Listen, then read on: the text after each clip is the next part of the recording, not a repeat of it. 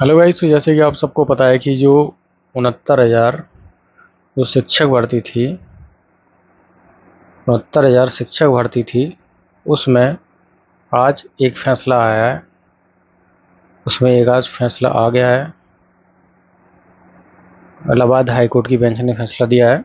देखिए, आपको पता है कि जो 69,000 शिक्षक भर्ती हुई थी, उसमें काफ़ी दिनों से जो विद्यार्थी हैं मतलब प्रदर्शन कर रहे थे, और काफ़ी ज़्यादा उन्होंने कोर्ट में भी केस कर रखा था। वो कई बार हमारे सीएम जो योगी आदित्यनाथ जी, उनसे भी मिलने गए हैं, बट उनकी समस्या का निपटारा नहीं हो पा रहा था। और ये कहीं ना कहीं ये जो भर्ती है वो कोर्ट में केस में मतलब कोर्ट में भी चलती रही। इसका काफ़ी ज़्यादा इसमें सुनवाई अच्छी तरह से नहीं हो पाई, तो काफ़ी बार इसमें रिट दायर की गई, और ये केस लगभग लगभग चल ही रहा था। बट आज फाइनली मतलब जो शिक्षक हैं, जो लोग विद्यार्थी हैं, जो अभ्यर्थी हैं, जो प्रदर्शन कर रहे थे, उनको उनको मतलब एक एक न्याय मिला है। अब ये मतलब ये जो कोर्ट में जो फैसला है, उसकी वजह क्या थी? देखिए, उसकी वजह उसकी वजह क्या थी? तो भाई वजह ये थी, वजह थी आरक्षण। आरक्षण था। उसमें क्या है, एससी, एसटी और ओबीसी का जो आरक्षण था, उसमें ये बात उठाई गई कि इसमें जो आरक्षण का जो मतलब मूल्यांकन जिस तरीके से किया गया है, वो ठीक ढंग से नहीं किया गया है। और काफ़ी जो पोस्ट हैं, जैसे कि जो ओबीसी वाली जो पोस्ट हैं, ज़्यादातर मतलब उनको जनरल में दे दिया गया है, मतलब जनरल को दे दिया गया है।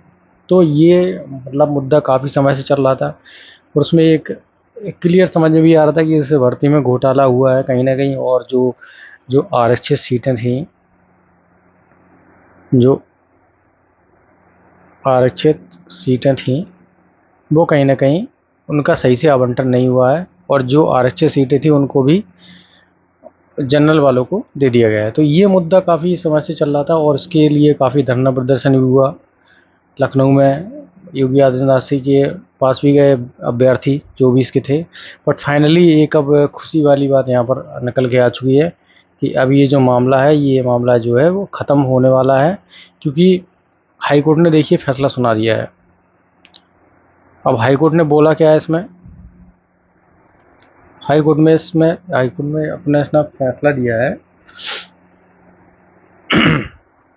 हाई कोर्ट में इसने फैसला दिया है कि ये जो पहले जो मेरिट बनी थी, जो जो पहले मेरिट बनी थी, जो मेरिट थी,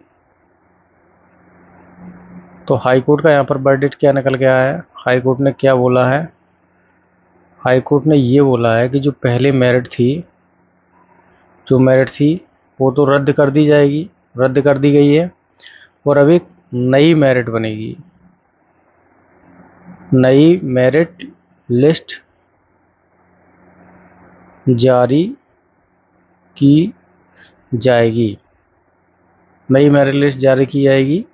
और ये कोर्ट ने क्या है कि राज्य सरकारों को निर्देश दिया है कि विद इन 3 मंथ के अंदर इसको कंप्लीट होना चाहिए।